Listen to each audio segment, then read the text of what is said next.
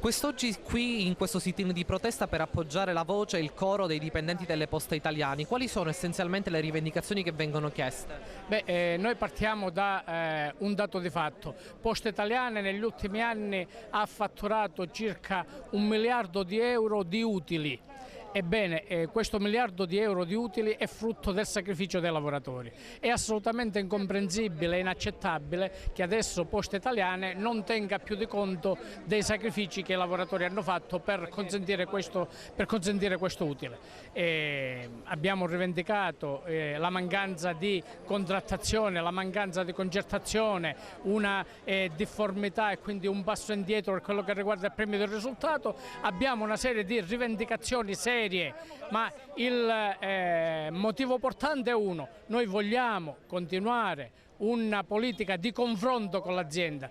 Mancanza di una contrattazione, non vengono messe così in evidenza quelli che sono stati i sacrifici dei lavoratori, accordi non rispettati, e poi chiediamo che le Poste Italiane si misurino con un progetto che qualifichi il servizio. Manca un progetto serio, abbiamo un'informatizzazione che siamo all'anno zero, spesso si bloccano e non si è in grado di dare un servizio. Ci sono anche problemi per recapitare la posta. Avete sentito ultimamente i problemi che ci sono stati anche per la riscossione delle pensioni. I servizi sono obsoleti, servizi non efficienti, logicamente non per mancanza dei lavoratori che ce la stanno mettendo tutta, nonostante le loro retribuzioni sono quelle che sono, e noi ci stiamo battendo affinché la casta non abbia quelle retribuzioni proprio da capogiro, mentre i lavoratori stanno soffrendo enormemente. Le rivendicazioni per intanto sono il recupero delle 220 euro che a giugno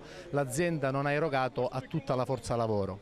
Poi chiediamo il rinnovo del premio del risultato 2011, 2012 e 2013 che l'azienda ancora oggi non vuole negoziare.